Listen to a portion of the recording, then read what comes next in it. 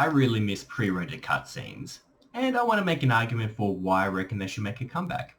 Hello, my name is George, and welcome to Gaming My Whole Life. So, pre-rendered cutscenes, what am I talking about? Well, we're going to have to really quickly jump back into the PS1, Nintendo 64 era, because this is when pre-rendered cutscenes started to be a thing. So, for those of you who didn't know, Final Fantasy VII, being a PlayStation exclusive, was originally going to be an N64 exclusive, because up until this point, all of the Final Fantasy games had appeared on the Nintendo and then the Super Nintendo. The reason why Square didn't go with Nintendo for the next console is they want to have FMV sequences, they want to have pre-rendered cutscenes to show off the latest tech, and they needed a CD for that because that took up a lot of storage, whereas the Nintendo 64 being on the cartridge just couldn't have those cutscenes, at least not without greatly reducing the quality and the storage. So as you can see on the screen now, that is working, right? Yeah.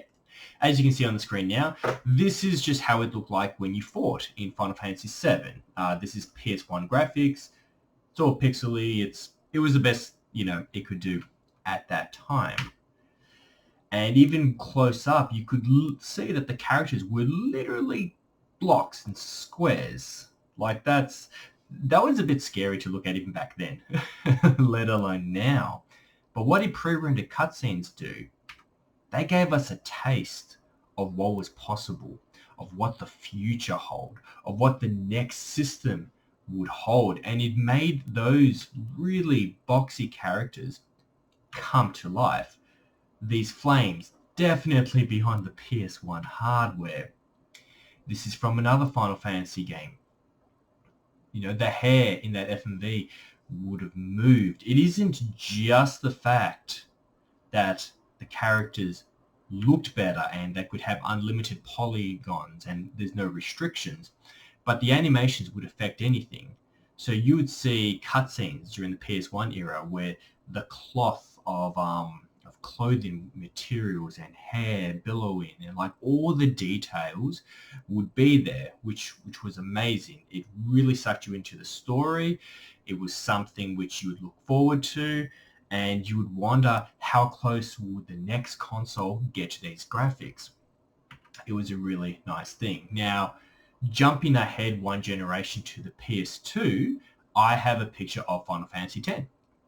And obviously when it came out, it didn't look this good. This is clearly way too high res and clear. This is most likely a screenshot from a PC version or a mod or something along those lines. But it still serves as a good demonstration for what I want to show.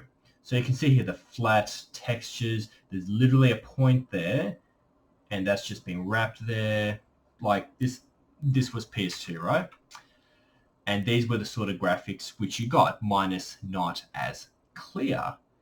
Now, they still did FMVs during this time, so have a look at this face, the details, the stiff, unmoving hair, the clothing. Looked a lot better than PS1, obviously, but when you went to an FMV, when you went to the pre-rendered cutscenes, they not only looked better, they looked real. They jumped so much we went into Uncanny Valley land.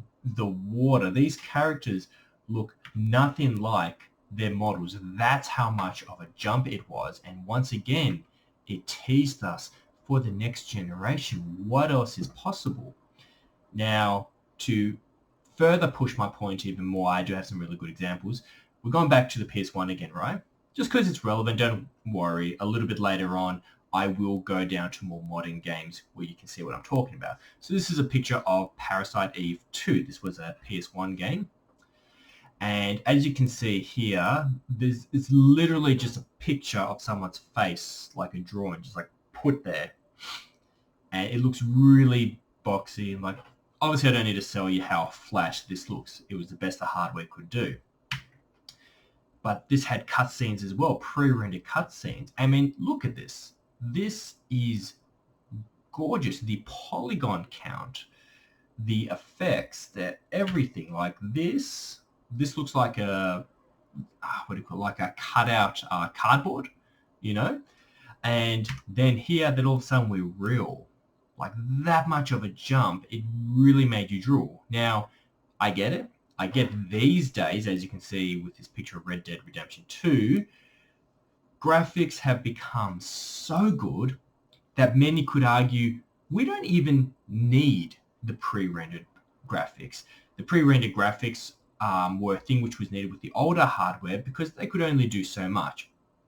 I understand that argument. I understand. But I also want to push back against the argument I've read online that says a lot of people felt drawn out of the experience. The graphics which they played during gameplay had to match the cutscene for them not to be pulled out. My argument is you're meant to be pulled out. You're meant to be shown what's possible, in my humble opinion. However, even pushing back the old graphics and the advantages of pre-rendered yada yada, the next frame will show what pre-rendered could bring us in today's modern gaming scene. And you can let me know in the comments below if you would like that. I want it 100%, but hear me out. So let's go past this. Let's go past Red Dead Redemption 2, which looks gorgeous. And this is just some more... okay. Mix it up. But this is more cutscenes from Parasite Eve 2. Now, this is a really gross scene, but basically her mouth ripped to the side because she transformed into this monster. And I can't stress how impactful and emotional this cutscene was. Anyone who has played Parasite Eve 2 knows this scene and knows how much the FMVs helped. But Luigi is going to be the one to help me sell my point to you, ladies and gentlemen. Now, looking on here, this is promotional art, right? This is not in-game, but we can call this pre-rendered in a way. It's a single frame. They've dolled it up. This is not how it's going to be in-game. But I want you to pay attention to how good things look. And then I'm going to jump to another frame, which is Luigi's Mansion 3, just a normal screenshot, not pre-rendered. And you will see the vast difference and how even today with our powerhouse consoles and PCs that we can benefit from it. So let's have a look here. So you have the nice lighting, whatever. Certain bits that point that I'd like you to draw your attention to is have a look at the shoes. Look at the shiny parts, the details, the reflection, the refraction. You can see here on the ground how it's a strong refraction here, and then as it comes out, it slowly blurs out. It's a bit less focused, how shiny that is. And the goo, you can see it's literally moving through the glass. It's no expense not put there, right? Now, we go to the next screenshot, and this is how it looks in-game. Now, don't get me wrong, Luigi's Mansion 3 looks fantastic, looks even better in person. However, have a look at some of the many missing details. So look at these shoes, for example. Look at this brown, blurred shoe, right? Which looked fine, but then you go back and you have a look at this, and you see the amount of extra detail. The reflection on the floor, completely not there. Here, you can't see the goo in there because that would be resource heavy. Sacrifices need to be made. Go back to the promotional. You have this really shiny glass. You have the goo moving. Even this bit, even the actual hose bit, right? It has that metal material, whatever it is, slight shine there. All right. So keep in mind how that looks, and then go back and just see how detailed that is. Now, as I said, I know this is just promotional art. It's not even a pre-rendered scene, this and that, but it helps illustrate my point that even with today's modern powerhouse machines, the amount of extra details is still available. There will never be a limit. Whatever, no matter how powerful our machines get when we play a game, a pre-rendered version of it will always look better. And you know what? I want that tease. I would like to play games where they have really high-end, high production value cutscenes in there that make the game I'm already playing feel so much more alive and tease me for the next possible game.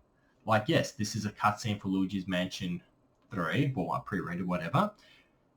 This is a nice tease of like, wow, maybe on Nintendo's next console, not the Switch Pro that's being rumored, but I mean like the next one, maybe this is how it will look. Or even Red Dead Redemption looks really, really nice. Okay. Even though it looks very nice, if these were all pre-rendered hand-done cutscenes, it would look a million times better. You would see each individual strand of hair on the horse billow in the wind. You would see the jacket be affected by the wind. Every single aspect would look better. And I just miss it. I miss it. I want to welcome it back. I absolutely am not drawn out of the experience. If anything, it does the opposite.